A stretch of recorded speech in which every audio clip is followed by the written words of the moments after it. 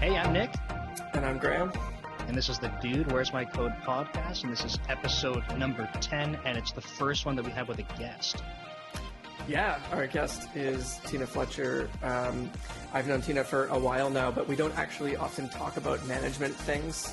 We're in a software testing association together on the board. So a little while ago, I saw Tina post something on LinkedIn about team communication and their communication being so good that they have made stand-ups redundant. And I was so intrigued by that, so much so that I think maybe we painted her in a stand-up hating light. But we ended up having a great conversation about team collaboration, and I'm thrilled for everyone to hear it. Yeah, we think that you'll really enjoy it. And if you could do us a favor and like the video, subscribe to the channel, leave a comment, and we'll get back to you. But it's going to be awesome, so enjoy. So I guess maybe to kick it off, Tina, first, thanks for being willing to come chat with us today. I think I was telling Nick, I saw, and I always screw up like the quote, so I'm going to get it wrong again, but I saw something that you had written or said about the way you run communication on your teams. And I think what caught me was like, just that hook of like, we found that stand-ups were redundant and unnecessary. And I was like, oh, and I think I wrote on a whiteboard like that day, like, what would it take to make stand-ups redundant? And I haven't achieved it yet.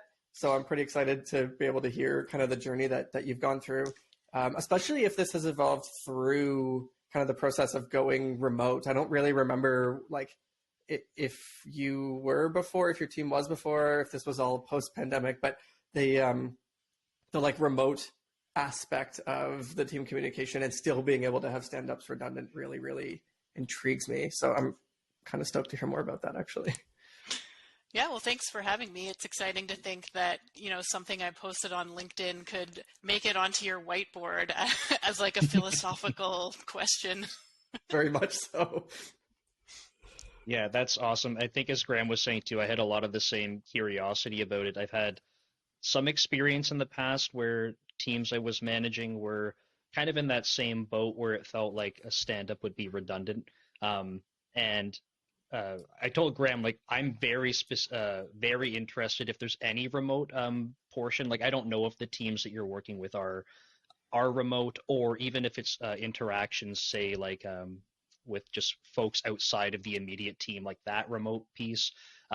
All of that is fascinating to me because right now I feel like I'm in a position with the teams I work with where like the stand-ups feel like they have to be there because we don't have that same level of communication. So yeah, well, I think so. For me, this is something I've only felt with my current team. So this is the only team I've been on where I didn't feel a need for a daily stand-up. I know for sure that feeling of like, wow, if we didn't all come together in the morning for the stand-up, I don't know how we would stay on track, stay on the same page. Like, for a lot of teams, I think that is really a critical piece of how they communicate. And for a long time, I thought it was sort of mandatory in an engineering team. I had never seen it not done. And so, yeah, I think that for me, this has been a bit of an experiment too. And I'm still, we like to keep things flexible in the day-to-day and in how we work together and stuff. And I'm very much a proponent of, if anything feels awkward or like it's not working, then let's just iterate on it and experiment and see if we can fix it. And I thought that no stand-ups might be just one of those short-term phases, but it's been going on for over 2 years now, and I don't feel like we need them. I don't know if Nick will remember this, or maybe if you had the same feelings that I did, but something you said about stand-ups feeling almost like mandatory in engineering teams. And I know we worked on a team where we all sat in like 4 cubicles, like open cubicles beside each other. And all 4 of us would be in the morning, and we'd have just been chatting about stuff related to work and like where things are at. And then someone would be like, oh, I guess it's 9 o'clock. We got to do stand-up now. And it would just be this like, the conversation had this moment where it's like, and now it's stand-up. And then we would still talk about what we were talking about, which was the state of what we were working on. And that I think very much is that like, it has to happen. But actually we were kind of already in sync with with what was going on. I don't know if you got that impression, Nick, but Yeah, no, that's sort of exactly what I was thinking, and that's the reason why too for me that thinking about it from a remote perspective is completely different because I associate why that worked very well with the fact that we could literally turn and like we would all be right there. You were constantly talking. Like you could tell if someone was, trying to debug something or they were stuck on something because you could look over and they would be doing this. I like to say that's why I don't have hair here is because I would hold my head. I'm gonna keep saying that.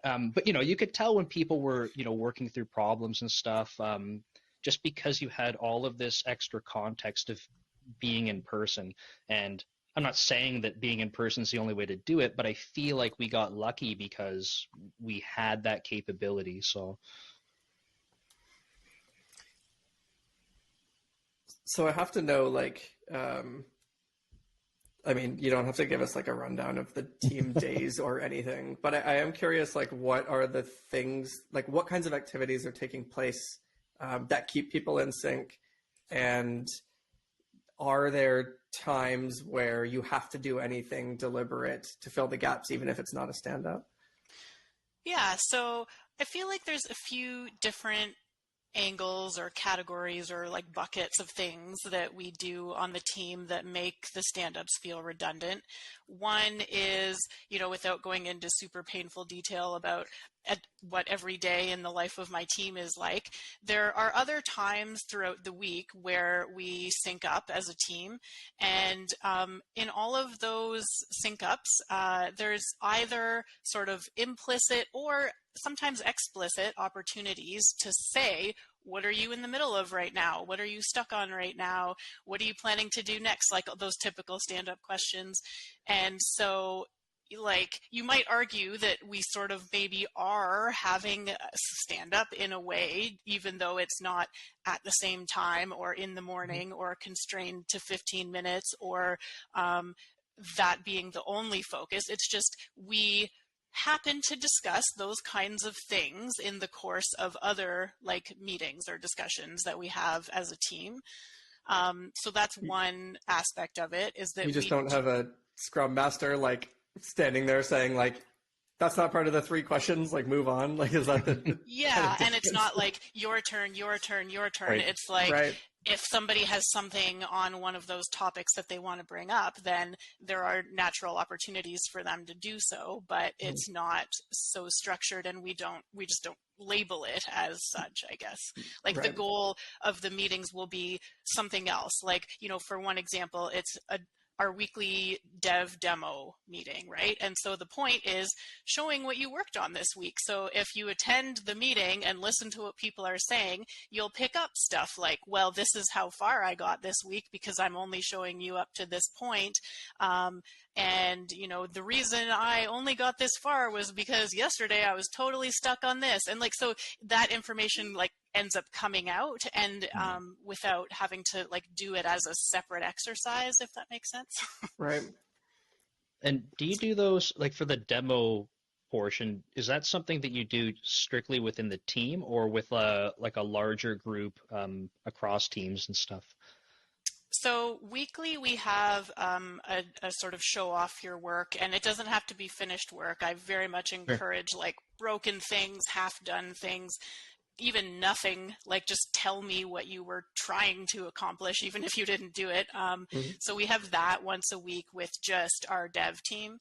And it's like a demo, but we also really encourage discussion about it. And because no one else is invited, it's okay to pull up the code on your screen and like really get into the details, Right. and not have that feeling of like, oh, there's stakeholders on the call who won't be interested in this level of detail. Like there's no guilt about any of that.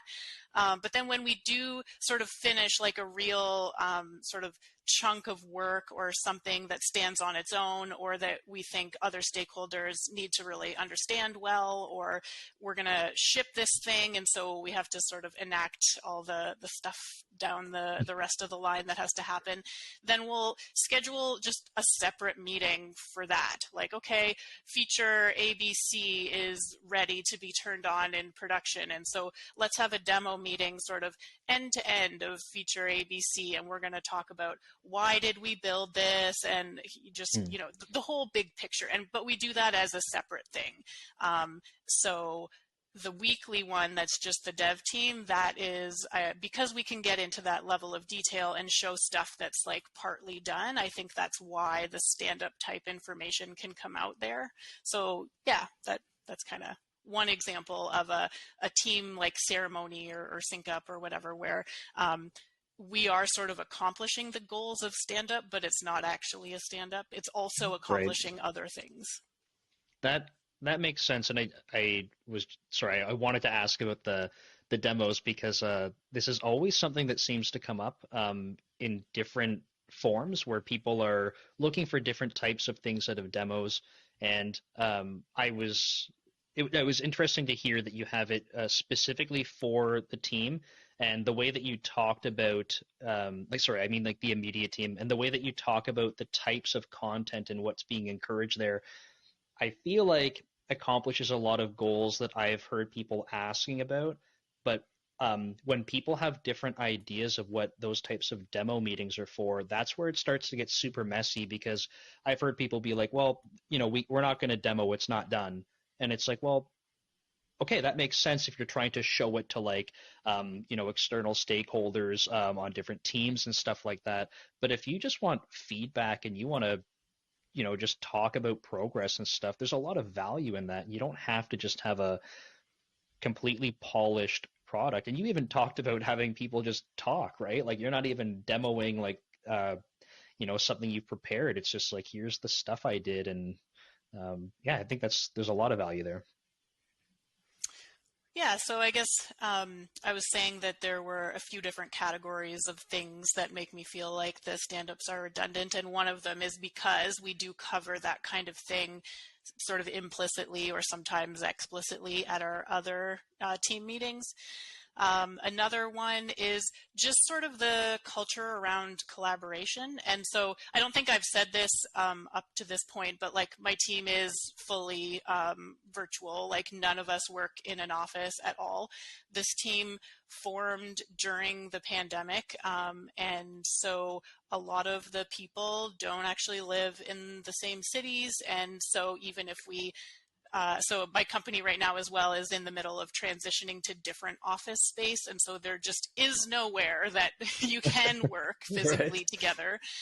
But even if there was, I'm not sure that this team would, because as I said, we're a little bit like distributed, nothing crazy, but just like a couple hours drive here and there and stuff like that.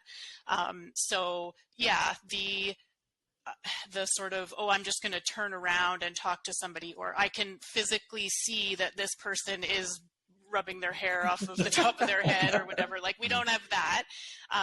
But we do have, like I said, just sort of a strong culture of teamwork. Honestly, like it sounds so cheesy, but this is really one of the first teams I've been on where that feels real. Like we are working on this together, as opposed to, I think what I've felt often in the past on different teams was, I'm working on this, you're working on this, that guy's working on this girl's working on this, and together that sort of adds up to something collaborative. But on this team, I really feel that the way we think about our work is that like we are all doing this together. And I try to, yeah, just encourage that in any way that I can. And I think I should give a lot of the credit to this group of people that I'm currently working with. Of course, I can say what I would like to see, but it's up to them to actually do it. And so, yeah, just in terms of if somebody is stuck on something throughout the day, it's very normal for that person to not be stuck for too long before they would post in a team channel and just say, hey, I'm like banging my head on the wall about this. Who's free? Who wants to jump on for a chat about this? And they will get volunteers. They will get at least one, often more. Sometimes just the whole team ends up being interested and jumps on and talk through it together. And so that's just something that's really normal on this team. And again, it sounds sort of like, of course, why wouldn't you raise your hand if you need help? But I think a lot of times, other teams I've been on, it felt like I don't want to do that because I don't want to interrupt other people, or because I know that tomorrow morning we've set aside this time to talk about what we're blocked on. And so I'm just going to save it until then, kind of. Yes. But if you don't have that time set aside, you have to just ask it in sort of real time. And so I don't know if that's a bit of a like chicken and egg thing there, but yeah, that's just something that's very common. I'll see that multiple times a day in my team channel, is somebody raising their hand about having a blocker and then them getting help right away. So in our team, it would feel very strange to like wait until the next morning to ask for help. And so sort of like, because we aren't waiting till the next morning, we don't need the stand up for like giving the opportunity for people to say that they're stuck. I think there's a huge thing there about like being, one, able to ask for help, and two, having multiple people or the whole team willing to pile on and give that help so quickly, around the difference between teams that feel like we are doing this thing together versus like we're doing a bunch of independent tasks. Because I've seen so many times you get to the end of a sprint and it almost feels like, okay, we missed our sprint. Like, why is that? It's like, oh, well, like, you know, Dave got his work done. Stacy got her work done. Oh, but like Mark's project was delayed. Like, let's dig into that. And there's this sense of like, we're not really winning or losing as a team because everyone had their own heads down things. And so that like idea of, hey, we're winning and losing together, I need help. And if I don't get help, like this piece of value that we as a team are delivering isn't getting moved forward, is like, yeah, it's so cool to hear you say that, because I've definitely worked on teams that feel on both sides of that. And just to be able as a manager to see people ask for help and then others like jump in and help. I don't know who would think this, but I'm sure there is this stigma that like mobbing a problem or whatever is like not a good use of all the developers' time, right? Like, oh, all these, like everyone should be getting lots of stuff done at the same time. And it's like, as a manager, at least in the style that I manage, it's so cool to see people get together and tackle a problem like that together. Yeah. So. Yeah, that for sure makes me happy as a manager. And maybe that comes across, right? That I'm always thanking people, celebrating, talking about it, you know, when there's these things going on. Like, I don't know if your teams use Slack or if your teams use the Teams, Huddle, the Huddle superior feature software. that was, yeah. Anyway, a few months ago, Slack added this thing called Huddles. And so I'm talking about this because when you like look in Slack now, you can see sort of who's in a huddle because it has a little like icon next to their name. And so if I happen to go to Slack and I'm scrolling through my channels for something and I see that a bunch of individuals on my team all have that icon next to their name, I'm like, okay, I know they're all like swarming on something right now. And I just get this like happy feeling in my heart that, that my I team see that is too. working together. But for me, it's always like, I'm the only one without the headphones. And I'm like, hey, hold on. Like, how do I get into this chat to see what's going on? Because I'm curious. It's okay. They're probably just talking poorly about you. Yeah, of course. Well, so I haven't seen that in Slack, and I haven't used Slack recently. I used to regularly use it, but and I don't use Discord a lot, but that actually sounds like kind of the user interface for Discord when you can see the calls going on. You can see like, you know, there's just all these, you can see the people in the calls even if you're not in it, which is kind of interesting. well, the way these huddles work, you can see if people are in a huddle and maybe they're in it together, right, with the two of them. But if a channel you're in has a huddle, you get a notification too, like someone started a huddle. So if you're using your team chat for that purpose and you see someone like that pops up in your team, that's another way to like be notified and know it's your group or the people about this specific That's cool. like, space. Yeah. It's kind of an interesting replication of the ability, if you were all physically in the office together, of the ability to see that like this person is over at this person's desk and they're like physically huddling around a screen. But now you can sort of see that by just kind of if you happen to be checking Slack. So that's really interesting. This is a total tangent, but I was invited just to test a piece of software that somebody I knew was thinking about using for their team.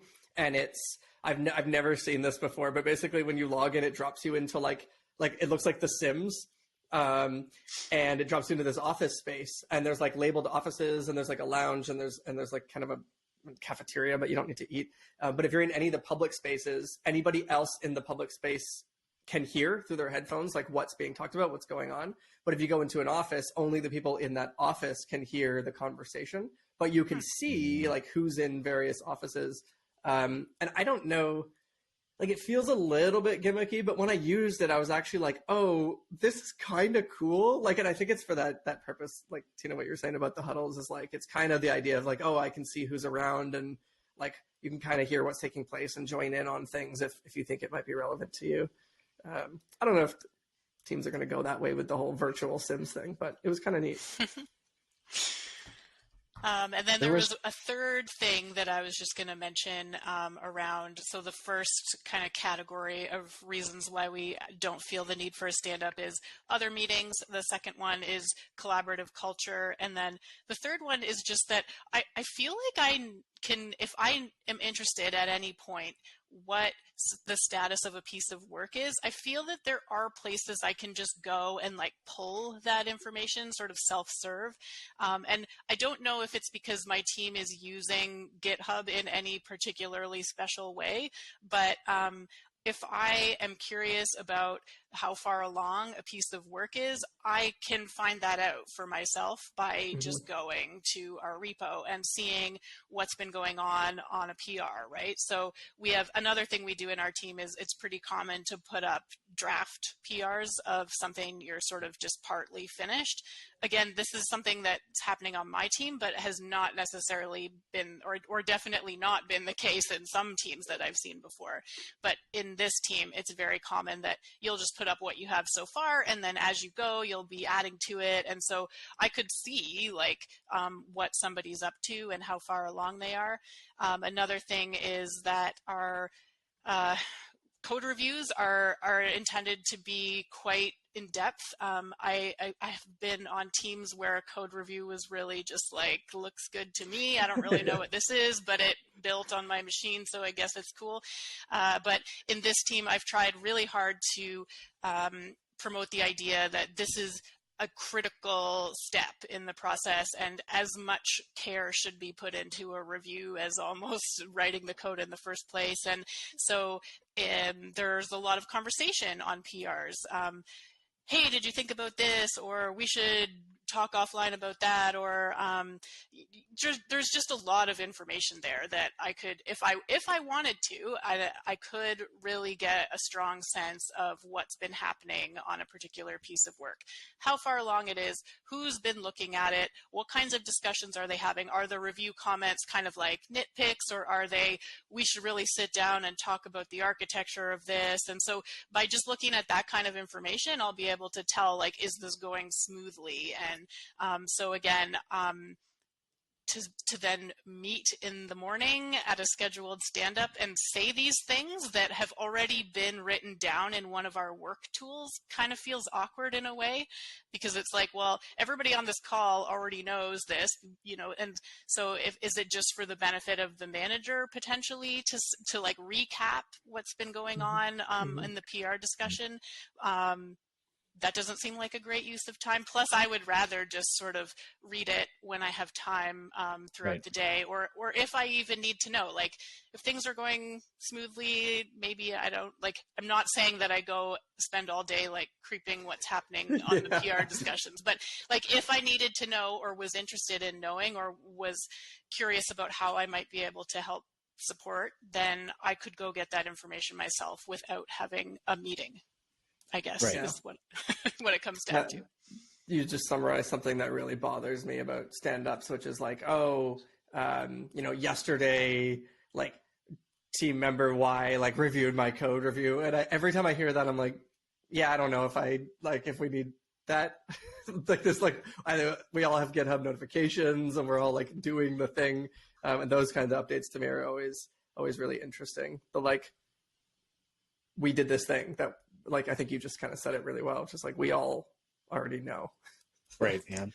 And it kind of sounds like there's a lot going on for code reviews and pull requests, which is cool because I agree that it's a spot where you can have those interactions, right? So with all of that going on, I'm making an assumption here, but I'm going to assume that it's actually not a high friction thing for people, or else they would have said, we don't like doing this. Like, we need to find a better way to work.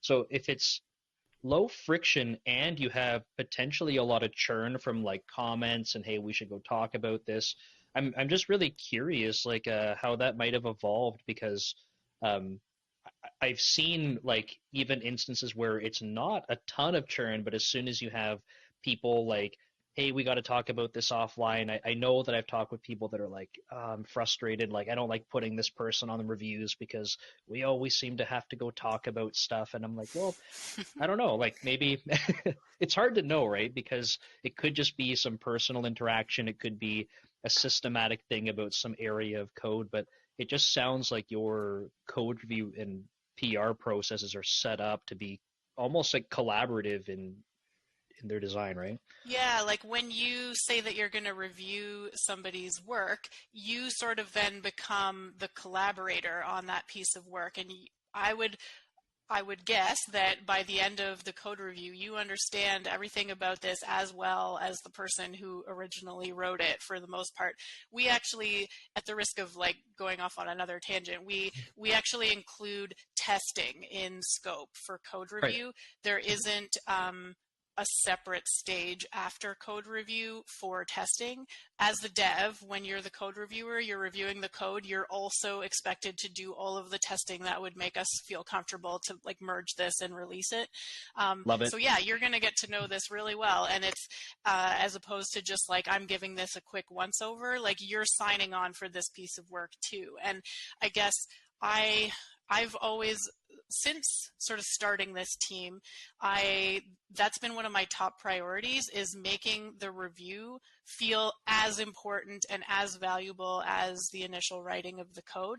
Because honestly, in my experience in software teams over quite many years now, you either have that churn and invest that time and do the hard conversations and maybe it all takes a bit longer up front, or you're probably going to be spending that time later in an unexpected scenario where you're sort of like trying to resolve an issue that came up because you didn't have those conversations, because you didn't spend the time up front.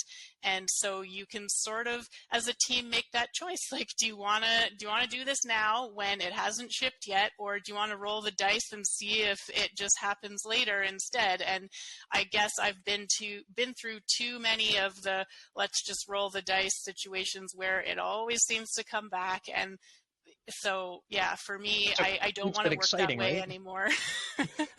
Well, it's like you'll get somebody, the next person to touch that area of code being like, oh, I would like to refactor this. And then there's that conversation anyways. And maybe they end up spending time changing something that could have more easily been changed at initial development time.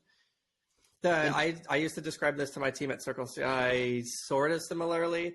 We didn't put as much diligence as you put in. Definitely, I can say that safely. But one of the things I told people who were doing the code reviews is, listen, like, we're a SaaS team. When you say looks good to me and the code goes in, just know that at some point in the next 3 to 4 weeks, you're holding the pager. And if there's an incident, like, you own this thing that's going in. So like, treat the code reviews like a bar to entry that you would feel comfortable with owning it, because you, once it's shipped, effectively do own it. So that was kind of my framing for a very similar thing. Yeah, and actually that's a great point. That might be something that's a key difference about the team that I'm working with right now compared to any other team I've been on before, is that we are everything to this product. So it's a new product that we wrote the first line of code for, 2.5 years ago. And we are the only team. There are no other teams helping with deployment, with building the CI pipeline, with ops, with it's just us. And I've always worked at larger companies where they were large enough that those types of functions had started to become like their own thing in their own teams. And so, yeah, absolutely, if you're reviewing some code and you know that potentially next week you're going to be the one that's responsible for doing the release to production, and you're so similar to, this isn't probably super unique, but just we have every dev on the team, they take a turn to be sort of the ops person for a week, right? And so it could be you, and you're on the hook, sort of course, not really, because like I said, we're very collaborative, and when bugs come up, everybody helps, but still, you're sort of the first responder for 1 week out of every however many people we have on the team. We all take turns. So yeah, maybe that's a key thing, is that you're going to feel motivated to really invest in making sure that this gets done right, because you know that there's nobody else. It's not going to be somebody else's problem ever. It's only going to come back to haunt you and your teammates if it's not done well. Well, that example of on call and even the pull requests and code reviews all kind of comes back to that that shared ownership piece, right? Shared ownership and shared goal. Like, it's not a bunch of individuals working on individual things. I can't speak. It's actually the team feels like they're rallying behind the same thing. And I don't know, when I heard it in the beginning when we were chatting through it, I was like, that seems like one good point, okay, but it seems like it's actually a common thing across all of these pieces, when you start kind of breaking them down. Because I was thinking, okay, even take the pull request example. I really like what you were saying, Tina, about if you're going to sign off on this, it's kind of like you become a collaborator. You kind of have this shared ownership. You're going through other parts that maybe weren't just writing all of the code initially, but you're doing these other pieces. And I was thinking, well, isn't that going to feel like a high friction thing for someone? And it won't if they're already embodying the fact that this is a shared goal, a shared purpose, and it's just moving the whole team forward. If you were looking at it if I go help Ted, I don't know who Ted is, but if I have to go help Ted on his thing and I have to go sign off on this pull request, and that means I'm responsible, what about all my other work that's totally unrelated, but interestingly enough is still part of another OKR or something that we have to deliver on? It's just going to put me further behind. So yeah, I'll just sign off on this. Otherwise it's high friction. So it does all seem to come back to that, which is super cool. I think part of what enables you to feel like you can, or you want to, or it's relevant to really dive in on someone else's PR is if yours isn't that far disconnected from it. And that's something that I've struggled with, but have been trying my absolute hardest to sort of wrangle on this team, is that let's not be a team where each person on the team is working on a completely different feature, and maybe we're moving 10 things along a tiny bit per week, and maybe that's good in some situations, but I've found that just really being diligent about cutting down the number of distinct things that our team is trying to do right now helps with that collaboration piece. And even coming back to stand-ups, like if I'm working on something that's very closely related to what you're working on, I probably already know what you've been up to over the last day, because like we have to talk about our code and how it's going to connect because it's closely related. And so just keeping the number of areas in progress small when you can. I mean, that can get messy too. Like now we're all trampling over each other. So it's a very delicate balance, but trying to find that point where I can jump in on your PR and be very detailed and even opinionated about how you've done it because I'm working on something that's going to connect up with it in the not too distant future. That kind of helps as well. And that's something a bit different that I've done on this team as well, because again, in the past, I've very often had that situation of every person's doing completely their own thing. And maybe I know a lot of people who actually prefer that, because then it's like, this is my lane and I'm staying in here and I don't need to worry too much about what others are doing. But I haven't had as much success with that kind of situation. I had a team I did a lot of paired programming and mob programming, and people would spend much of their days like on a Zoom and on like a VS Code share writing code together. And at one point someone floated the idea, hey, if there's 2 or 3 of us working on this thing, do we even have to have code reviews? And it was like, so I was like, oh, what, like, wow, what a great question. Like, not really, because you're doing the review in real time and there's 2 or 3 sets of eyes on it. And that was just another example of people looking at ceremonial things and saying, like, actually, we're kind of finding another way to do this, and it actually feels more efficient to have multiple people just work on it up front. So I saw someone, I don't know who it was, but I saw on LinkedIn or something, someone was like aggressively saying like code reviews and pull requests are like the worst thing that's ever happened. Like they're so ineffective. And I remember being like, man, like I feel like it's a pretty good spot to like have these checkpoints and stuff. But I think when you frame it as, Graham, as you were just saying, I can totally get behind that personally, because I've been in situations on smaller teams where I'll use Justin. So Graham and I used to work with Justin would sit behind me, and I knew what he was working on. Again, this similar situation where we didn't need stand-ups, but I knew what he was working on to the point where like I knew how he was writing his code. So we would be talking about things, and by the time it went up for review, I'm like, I'm literally not surprised by anything I'm seeing here. I know the types of design patterns you're using for the systems we're talking about. If anything, it would be like, I thought you were talking about adding tests or something for this specific thing, and I don't see that. You added a bunch of tests for other stuff, but I think you just forgot that. And by the time it came to review the code, it was so quick that it didn't really matter.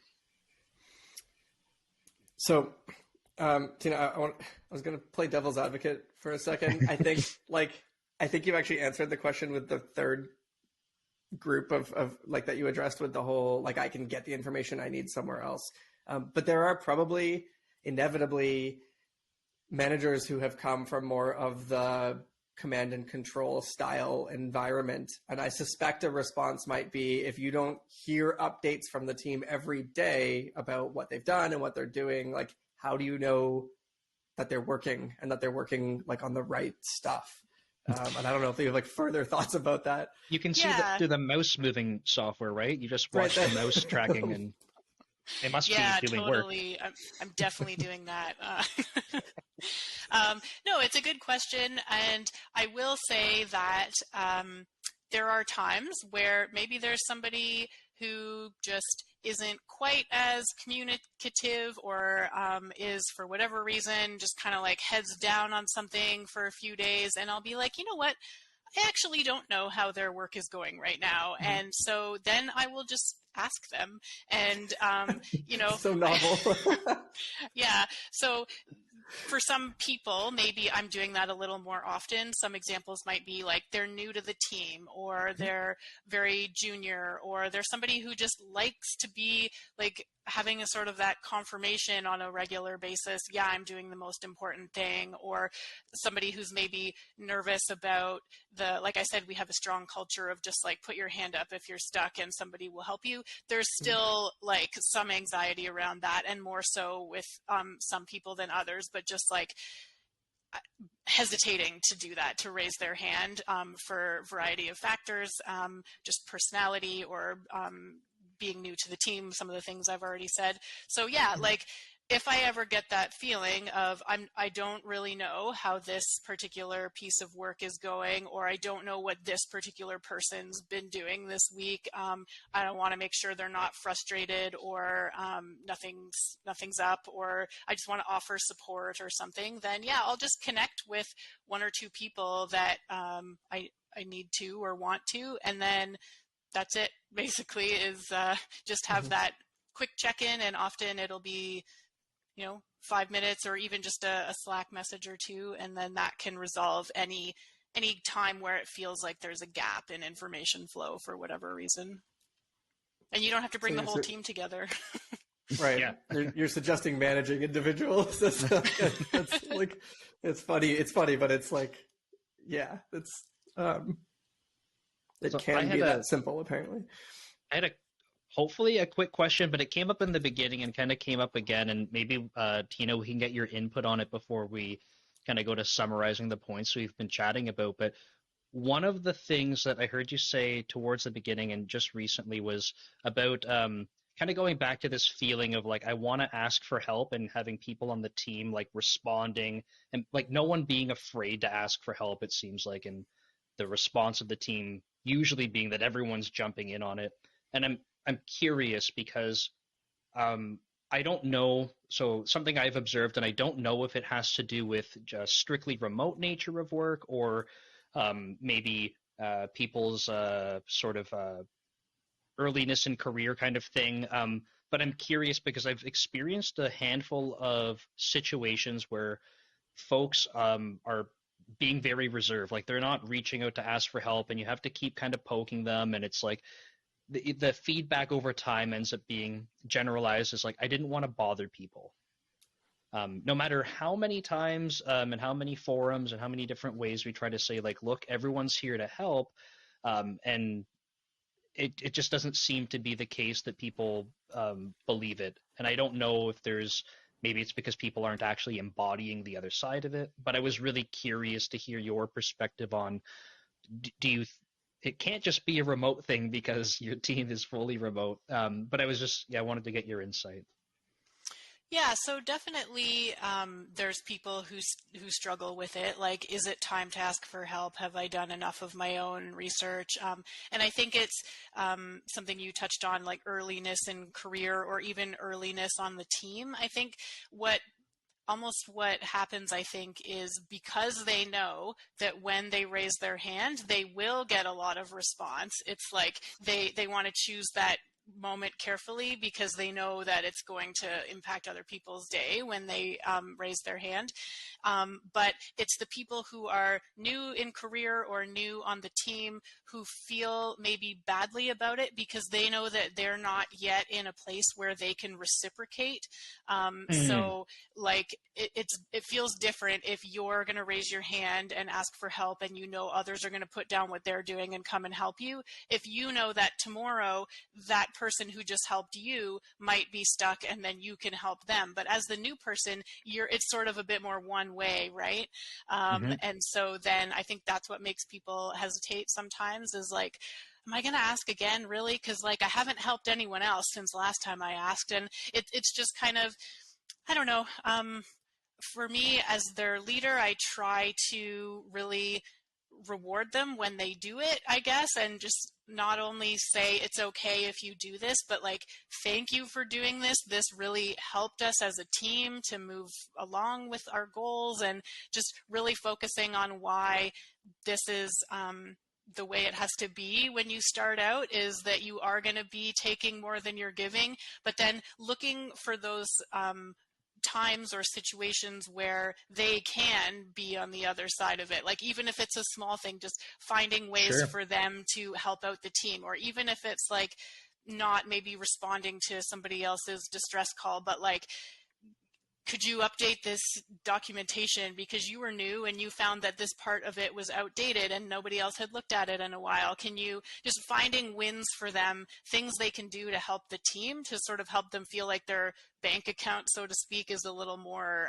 even, that like they're not only taking away, and then they start to feel more comfortable to ask for help when they need to and not have that like, oh, I don't want to bother people feeling. I think that I don't want to bother people feeling goes away if you know that other people bother you sometimes, and that like it's okay. This is just how we work together.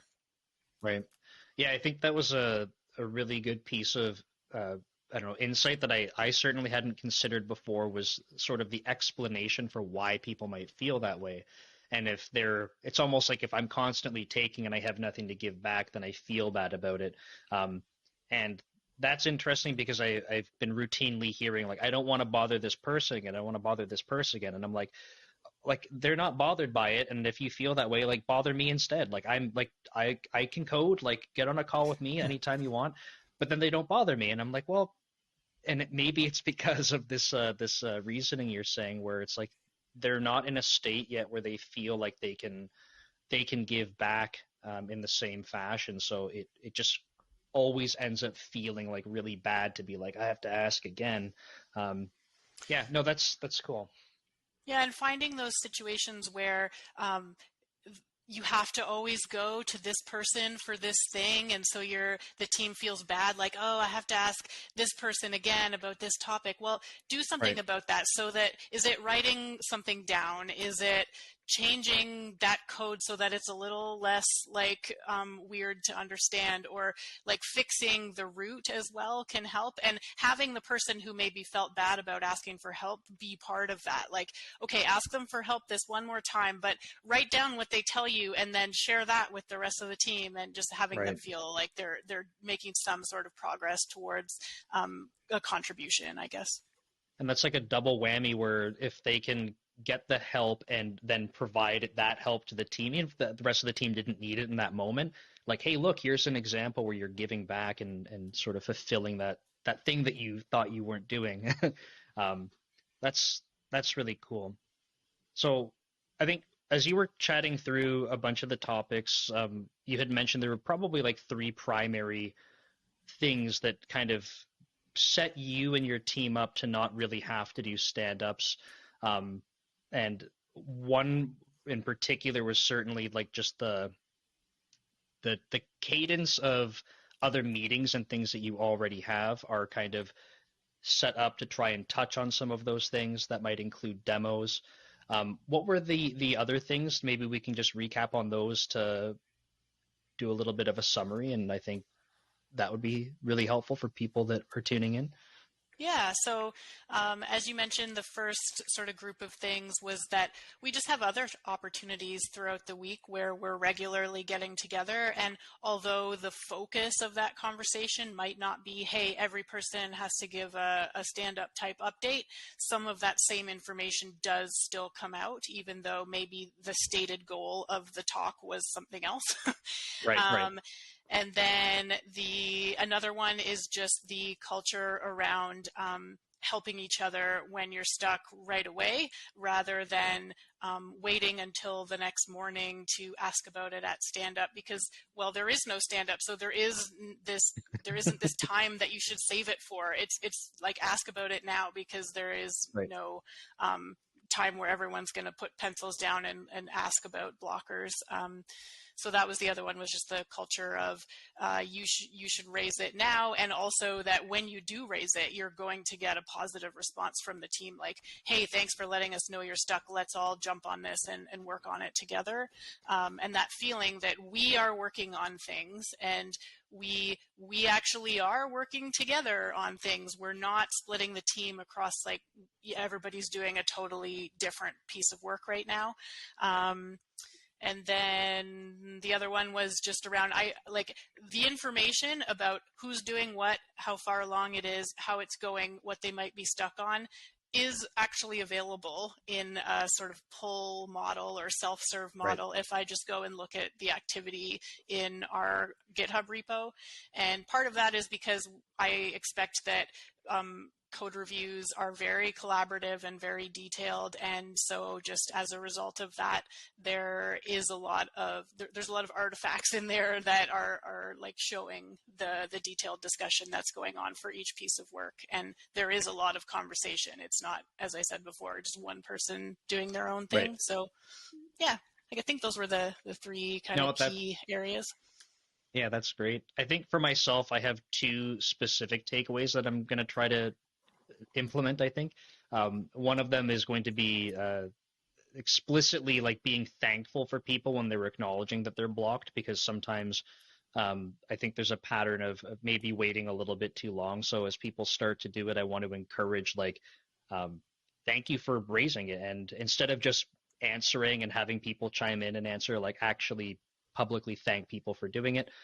And then I think the other thing too is sort of that model of when people are getting that assistance, being able to say, hey, like go share that with the rest of the team, like finding those opportunities where people can give back. You kind of use the bank account analogy to be able to kind of put themselves in that position where they're like, hey, I'm not just taking here, I am providing information. And I think those are two relatively easy things that I can jump into right away and try to make some positive improvements. I'm a notoriously uncreative and much more systematic thinker. And a lot of what I heard in this conversation that has got my wheels turning is I get really stuck on, I don't believe in doing like agile for the sake of agile. I actually rail against this all the time. However, I am stuck in this thinking of like, well, there's stand-up meetings and there's like sprint planning and there's retros and there's demos, and they all have to go very specific ways. And I think just reflecting on the fact that, hey, maybe instead of my team right now is really kind of stuck in like half-hour long stand-ups every day. And maybe instead of a half-hour stand-up every day, if we can take 45 minutes at the end of the week and demo what we've been up to, even that is huge. So super stoked to think about other ways that the team can collaborate. For me, the number one thing that has had me holding on to stand-ups, because I agree with a lot of the points about the redundancy in information, is the face-to-face for the team. In remote settings, it's like, I don't know where else people get that daily face-to-face. So the stand-up kind of serves for that purpose. But knowing that there are alternatives and just laying the groundwork so we can eventually move into those instead of this kind of like horribly boring status update meeting for a half hour every day is a pretty big goal of mine. So this has been super helpful. Yeah, thank you, Tina. I think a lot for us to, continue to think about and try to see if we can find creative ways to implement things. So I know Graham and I will probably keep chatting about things over the upcoming weeks and months, being like, hey, did you try doing that thing? And how did that go for you? Totally. Yeah, this has been very helpful. Thank you. Yeah, it's been a great conversation. And I should say maybe before we close that I'm not here to say stand-ups are bad or wrong or anything. As I've said, I've been on lots of teams where we relied very heavily on them. And depending on your team culture and preferences and everything, stand-ups may be a great tool for you. It was just that in this current team, with the way that we've set up the culture and the cadence of our work and other ceremonies and things, they became redundant. And so That's just been an interesting new experience for me. But yeah, I'm not here to say if you're doing stand-ups, your team is doing it wrong. No, we'll say that. Yeah. No, that's cool. Well, thank you, Tina. Thanks for having me. Great to talk. Nick, do you want to do the like and subscribe reminder before we stop recording? Maybe I'll do that before we stop recording. So yeah, thanks, Graham. So now I'm gonna mess it up, right? So yeah, thanks for watching. If you can like the video, that'd be very much appreciated. If you're on YouTube and you want to subscribe to the channel, that'd be awesome. And of course, comments, of course, for the algorithm, right? And we will respond to them too. So if you have criticisms, maybe you're very pro stand-up and want to see things done a very different way, we'll fight you in the comments about it. Yeah. No, just kidding. But we'd love to have a conversation and hear different viewpoints. So that would be great. So Thanks, and we'll see you next time.